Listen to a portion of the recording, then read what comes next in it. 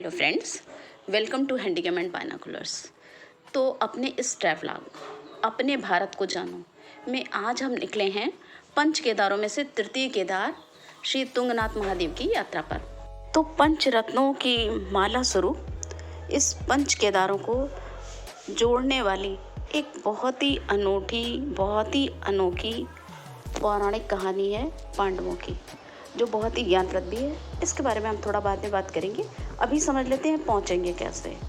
तो सबसे पहले अगर आप चारों धाम की यात्रा पर निकले हैं और केदारनाथ पहुंच गए हैं तो वहां से आप ऊखीमठ आएंगे। वहां से 30 किलोमीटर आपको चोपता पहुंचना है। और अगर आप बद्रीनाथ से आ रहे हैं तो वहां पे आपको गोपेश्वर या चमोली कहीं भी आ जाएंगे, वहाँ से आपको 40 किलोमीटर आगे चोपता मिलेगा। या हमारे जैसे जो कि बद्री केदार यात्रा कर चुके हैं, हम सीधे घर से पहुँचेंगे तो हमें हरिद्वार, ऋषिकेश या लक्सर, जहाँ तक कभी ट्रेन का साथ मिले वहाँ ट्रेन से, और उसके बाद बस से हमें पहुँचना है गोपेश्वर धाम। ये बहुत ही और मनमोहक पर्वत श्रृंखलाओं से घिरा हुआ एक छोटा सा लेकिन बहुत ही महत्वपूर्ण टाउन है। और इसका नाम गोपेश्वर पड़ा है इसके प्रसिद्ध मंदिर गोपीनाथ मंदिर के नाम पर। ये गोपीनाथ मंदिर इसलिए इम्पोर्टेंट है क्योंकि यहाँ पर रुद्रनाथ का चल विग्रह, यानी जब शीतकाल में वहाँ कपाट बंद हो जाते हैं तो उनके चल विग्रह की डोली ला करके यहीं पे गोपीनाथ मंदिर में रखी जाती है और उनकी यहीं 6 महीने यहीं पे पूजा की जाती है। और यहाँ के लोग भी अपने आप में बहुत ही हंसमुख और आगे बढ़ कर के सहायता करने वाले हैं। इसके अलावा इसको हमने बेस कैंप अपना इसलिए भी बनाया क्योंकि यहाँ पे बहुत ही कम दाम में, यानी हमें 1000 रुपये में और बहुत ही अच्छा होटल मिल गया था, जिसमें कि अटैच लैट्रिन, बाथरूम और गीज़र वगैरह सारी सुविधाएं हमको। पहाड़ों के पीछे से सूर्य अस्त का बहुत ही मनोरम दृश्य। इस वक्त शाम के 6:45 बज रहे हैं। हम लोग गोपेश्वर में रात्रि विश्राम के लिए रुकना पड़ रहा है क्योंकि चोपता जाने का इस वक्त कोई साधन या कोई तरीका नहीं है। कल सुबह चोपता जाएंगे और वहाँ से तुंगनाथ भगवान शंकर के मंदिर जाएंगे, उनका दर्शन करेंगे। और बहुत ही आज ये गोपेश्वर का बहुत ही प्यारा दृश्य। लोगों ने कहा कि यहाँ पर इस वक्त रोज़ ही शाम को प्रायः पानी गिरता है और अभी भी पानी की बौछार बहुत तेज़ नहीं मगर हल्की।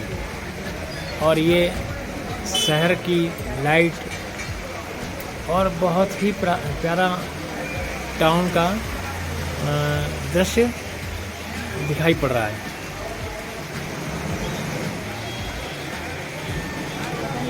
ये यहाँ पर एक तोरण द्वार जो बना रखा है और इसी द्वार से होकर के लगभग आधा किलोमीटर की दूरी पर केदार शैली में ही बना हुआ गोपीनाथ जी का बेहद ही भव्य और आकर्षक मंदिर है। और अब अगले दिन सुबह करीब 8:15 बजे हम लोग यहाँ से निकलना है चोपता के लिए।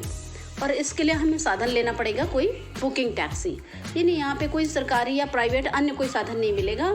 या तो आपकी पर्सनल गाड़ी हो या फिर आप 2,500-3 हज़ार रुपये में एक टैक्सी हायर कर सकते हो। और रास्ते की ब्यूटी तो आप देखोगे तो फिर पूरे भारत के one of the best attractive रास्तों में से ये एक है। तो अगर आप नैनीताल, कुल्लू मनाली, शिमला जा कर के थोड़ा सा ऊब चुके हो तो आपको डेफिनेटली ये नए रास्ते ट्राई करने चाहिए। घने जंगलों के बीच में से होकर के गुजरती हुई सड़क आपको बिल्कुल किसी दूसरी दुनिया में ले जाएगी। और जब आप पहुंचोगे तो वहाँ पे बहुत ही आकर्षक डेस्टिनेशन आपका इंतजार कर रहे होंगे। एक तो तुंगनाथ का मंदिर का ट्रैक अपने आप में बहुत खूबसूरत है, उसके ऊपर चंद्रशिला, वो एक बहुत ही आकर्षक डेस्टिनेशन है। इसके अलावा सारी गांव से जाओगे आप तो देवरिया ताल, 2-3 किलोमीटर की ट्रैकिंग करके आप देवरिया ताल पहुँच जाओगे। तो यहाँ के भी शीशे जैसे बिल्कुल पानी में आसपास की सारी चोटियों की परछाई दिखती है। कहते तो ये भी हैं कि बद्रीनाथ का मंदिर का कलश भी इसमें विजिबल होता है अगर मौसम जरा सा भी साफ हो। तो ये यहाँ का दृश्य भी अपने आप में बहुत ही मनोरम है देवरिया ताल का। और ये रास्ते में हम रुके, एक और व्यू पॉइंट है, यहाँ से भी बर्फ़ से ढकी चोटियाँ दिखाई देती हैं। हालांकि इस समय कोहरा है और बादल हैं तो नहीं दिखाई दे रही। और अब हम लोग ये पहुँच गए हैं मंदिर के मुख्य द्वार पर। तुंगनाथ मंदिर की चढ़ाई यहीं से हमारी, तो हम लोग तृतीय केदार रुद्रनाथ के लिए शुरू कर रहे हैं। और ये हमारी तुंगनाथ की यात्रा शुरू हो रही है यहाँ से। ये हमारे पीछे तुंगनाथ का द्वार है।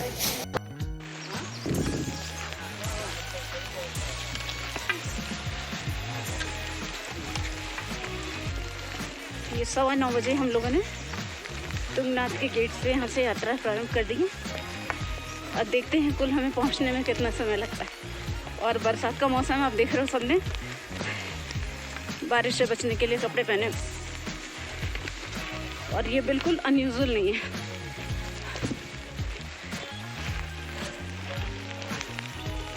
और खड़ी चढ़ाई है बिल्कुल ही नहीं। तो यहाँ पर अभी हम जब चोपता में हैं तो यहाँ पे ऊंचाई है लगभग 2700 मीटर।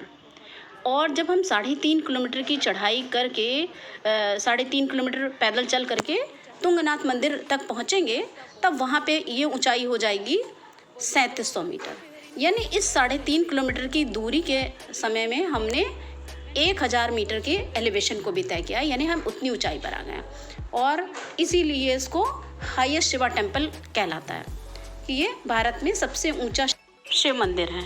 लेकिन इसकी ऊंचाई से या इसके ट्रैक बहुत ही ऊंचा है, इस बात से आपको बिल्कुल भी डरने की ज़रूरत नहीं है। क्योंकि आप ये रास्ता देख रहे हैं, बिल्कुल इतना गढ़ा हुआ सुगढ़ रास्ता है कि अगर आप पैदल नहीं भी चल सकते हैं, अगर आप घोड़े पे भी चढ़ के जाना चाहें तो भी इस रास्ते में कभी भी आपको घुड़सवारी करने में डर नहीं लगेगा। अन्यथा और जहाँ भी ट्रैकिंग के रास्तों पे आप घोड़े पे जाते हैं तो आपको गिरने का डर बहुत ही घोड़े पे बैठ करके लगता है। लेकिन इस रास्ते में कोई बात नहीं है। तो अगर आप पैदल नहीं चढ़ सकते हो तो आप आराम से घोड़े पे बैठ के ये रास्ता कवर कर सकते हैं।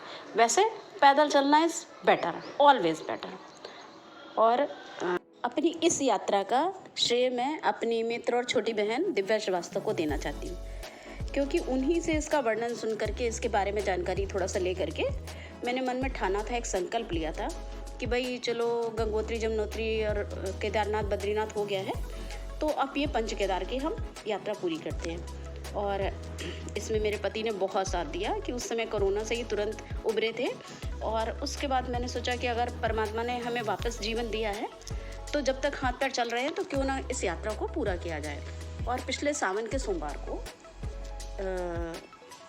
हमने मध्यमेश्वर, जो द्वितीय केदार है, वो यात्रा पूरी की। और शेष बचे हुए तीनों केदार को अब ठाना है कि इस समय संकल्प लिया है कि अब हम पूरी कर लेंगे। तो संकल्प लेने की बात है, बाकी कोई इंसान स्वयं यात्रा पूरी नहीं कर सकता। अगर संकल्प लिया है सच्चे मन से तो फिर मुझे विश्वास है कि परमात्मा ही हाथ पकड़ के आपकी यात्रा पूरी करवाता है। तो अगर ये वर्णन देख करके कोई भी अपने मन में संकल्प लेता है तो वो ज़रा कमेंट बॉक्स में ज़रूर से मेंशन करे। मुझे भी लगेगा कि हाँ, ये वीडियो बनाना सार्थक हो गया, क्योंकि आप देखोगे कि इसमें मैंने कोने कोने से, हर मोड़ से आपके लिए कैमरे से शूट किया है। शिव जी से एक बात पूछनी है, सारे भगवान से एक बात पूछनी, इतने ऊपर ऊपर काहे बैठे रहा आदमी यार पहाड़ पे। इसलिए तो आप सुन रहे हैं ना, बहुत सारे रास्ते में भक्तों का प्रश्न यही रहता है कि भगवान इतना छुप के दूर जाके कहाँ बैठते हैं। तो भाई साधना तो एकांत में ही होती है ना, तो परमात्मा से मिलने के लिए हमको भी वहाँ तक चल के जाना ही पड़ेगा, इसका कोई और उपाय नहीं है। ये यात्रा का सबसे खूबसूरत पहलू है कि जो शुरू होता है वो समाप्त हो जाता है। हालांकि इसमें भी एक माइनस पॉइंट है कि आप फिर उसे बाद में मिस करते हो, लेकिन अच्छी भी बात है, उस समय जो व्याकुलता हो रही होती है, हाँ कैसे पहुँचेंगे, कैसे समाप्त होगी, वो सारा चीज़ होती है। बहुत ही सुंदर ये दृश्य हैं, ये बुग्याल ही कहलाते हैं और ये सब जगह आपको मिलेंगे। बहुत ही सीरीन ब्यूटी। तो सारी यात्रा इतने मनोरम दृश्य से भरी हुई है। देखिए, एक के बाद एक आपको ये हरे घास के मैदान कि आप इनमें खो जाते हो और ये 2.5-3 घंटे का सफ़र, जो 3.5 किलोमीटर की यात्रा है, कब ख़त्म हो जाती है आपको पता ही नहीं चलता है। और जब मंदिर के पास हम लोग पहुँचेंगे, मंदिर से आगे 1 किलोमीटर और दूर जा कर के चंद्रशिला नाम का स्थान है, उसके भी एक बहुत ही अच्छी सी कहानी है। मुझे तो ये लगता है कि कोई भी कंकड़ उठाओगे उसके नीचे कोई ना कोई तुम्हें गाथा गुथी हुई मिलेगी ही मिलेगी, छुपी हुई मिलेगी।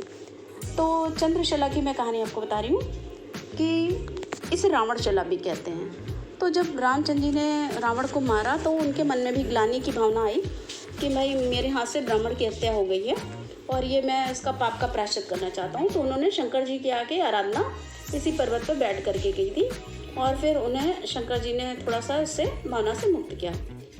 और चंद्रमा ने इस पर एक तपस्या किया था कि वो दक्ष की पुत्री रोहिणी से प्यार करने लग गए थे। तो उस पर दक्ष ने उनको शाप दिया कि जाओ तुम्हें क्षय रोग हो जाएगा। तो इसी शिला पर बैठ के तपस्या उन्होंने किया, तब वो उस शाप से पूर्ण हुए थे। तो इसीलिए इसको चंद्रशिला कहते हैं। और ये देखिए छोटे छोटे नीचे झोपड़ियाँ जैसी हैं। थोड़ी थोड़ी दूर पे चाय वगैरह के स्टॉल आपको मिलते हैं, तो वहाँ से आप अपना कुछ खाते पीते चल सकते हो। उसमें कोई फिर थकान नहीं रहती है बहुत। और यात्रा कतई भी थकाने वाली नहीं है। सामने देखिए बर्फ़ की पहाड़ियाँ, उनमें से बादल उठते हुए आप देखोगे कि कैसे बादल बन रहे हैं, और बादल बन के ये बरसेंगे भी। जब हमने यात्रा शुरू की थी ना, तो बादल बरस रहे थे, फिर बीच में धूप निकल आई। पहाड़ी तो मौसम ऐसे ही होता है कि बम्बई का फैशन और पहाड़ का मौसम कब बदल जाए आपको पता नहीं चलता। ये यहाँ पे कहावत सारे लोग सुनाते रहते हैं। ठीक, तो फिर और ये कुछ रास्ते बीच में ऐसे होते हैं जहाँ पर आप बने हुए रास्तों से अगर अपना जाना चाहो, उसमें थोड़ा समय ज़्यादा लगता है, तो आप इन शॉर्टकट का इस्तेमाल कर लेते हो। जहाँ पे आपको कंफर्टेबल लगे कि भाई हम शॉर्टकट का इस्तेमाल कर सकते हैं, हमारे घुटने साथ देंगे, तो वहाँ पे आप कर सकते हो। और ये मेरे साथ देखिए गौरव, उसके पापा दोनों लोग हैं, और एक और भी है, आपको गरिमा दिखाई नहीं दे रही होगी, पर वो है मौजूद हमारे साथ। वो हर जगह मौजूद रहती है, परमात्मा की तरह वो हमेशा हमारे साथ ही रहती है। तो बस अब हम लोग मंदिर के बहुत ही पास पहुंचने वाले हैं, और शायद चंद्रशिला ना जा पाएँ क्योंकि ये देखिए बादल कितने घने आ गए हैं। बहुत ही पलक झपकते मौसम बदलता है यहाँ पे। तो ये बादल इतने घने आ गए हैं, डेफिनेटली हम लोग चंद्रशिला पे जाएंगे तो वहाँ से जो बहुत ही चौखंबा, केदारनाथ और बहुत सारी चोटियों के जो विहंगम दृश्य होते हैं वो डेफिनेटली हमको नहीं दिख पाएंगे। और हमें उसके बाद आगे रुद्रनाथ की अपनी जो वृहद आता है, यानी उस यात्रा में 4 दिन लगने वाले हैं, तो वो भी करने के लिए अपनी एनर्जी बना के रखनी है। तो इसलिए हमें लगता है कि हम लोग उस चंद्रशिला तक नहीं जा पाएंगे। मन में इच्छा तो बहुत थी, पर परमात्मा के संकेत को बहुत जल्दी से समझ लेते हैं कि भाई वो कह रहा है कि उसके लिए फिर कभी आना। अभी देखो तुम पंच केदार पे ही अपना दिमाग स्थिर रखो। और ये अब हम लोग बिल्कुल मंदिर के नीचे आ गए। यहाँ से प्रसाद लेते हुए आप ये आ जाओगे ये तुंगनाथ जी के द्वार पर, और यहाँ पे आके आप एक अलग ही अनुभूति में आ जाते हो। बहुत ही देखो कुछ भी चेहरे पे आपको कभी भी थकान नहीं लगी। और ये मंदिर हमारे केदार शैली के ही मंदिर हैं। आप देखिए 5 केदार के मंदिर, ये केदार शैली उसी प्रकार के बने हुए हैं। एक अजीब सी आप भावना में यहाँ पे आ जाते हो। और इन सारे ही केदार मंदिरों में उसी तरह से है कि जहाँ भी शंकर जी होंगे, पहली बात तो भैरवनाथ का मंदिर वहाँ पे जाएंगे। फिर उसके बाद ये जो कि 5 पांडव ने ये शंकर जी को प्रसन्न करने के लिए यहाँ पे पूजा पाठ किया है, तो 5 पांडव के भी मंदिर इन सारी जगहों पे। और पार्वती माता के लिए भी हमेशा एक मंदिर शंकर जी के बगल में ही रहता है, जो राजपाट को छोड़ करके उनके साथ ही योगिनी जैसे बन के बैठी रहती हैं। इतना सच्चा प्यार तो मुझे और कहीं पर भी देखने में नहीं मिलता है। तो एक अलग सी ही भावना के आनंद की अनुभूति में आप हो जाते हो। और जो यहाँ पे ओम का गुज्जार होता है जो पूजा के समय, वो बिल्कुल आपको भाव विवल कर देता है। और ये उस जल का कुंड है जहाँ से शंकर जी पे चलाया गया जल को निकलता है, यहाँ से लोग लेके आचमन करते हैं। और हमारे साथ इस पूरी यात्रा में बने रहने के लिए आपका धन्यवाद। अगर आपने सब्सक्राइब नहीं किया है तो प्लीज़ चैनल को सब्सक्राइब कर लीजिए। ऐसी बहुत सी पौराणिक कहानियों से गुथी हुई यात्राओं के साथ हम लोग मिलते रहेंगे। और यदि आप यात्रा को करने में किसी भी तरह से सक्षम नहीं हैं, तो भी आप इन यात्राओं के माध्यम से पूरी उस रास्ते का आनंद, उसकी जो ऊर्जा है, इन यात्राओं में एक पॉजिटिव एनर्जी छुपी रहती है, तो उस ऊर्जा के आप भी सहभागी बन सकते हैं अगर आप साथ में फिजिकली नहीं भी आ पा रहे तो। इनको देखते समय भी आपको वो अजीब सा एहसास आपको अपने अंदर होगा, अवश्य ही होगा। तो मिलते हैं अब अगली यात्रा में। हम लोग रुद्रनाथ महादेव के दर्शन करेंगे, और वो थोड़ी सी लंबी यात्रा होगी, तो धैर्य से चलेंगे और परमात्मा ही पार लगाता है।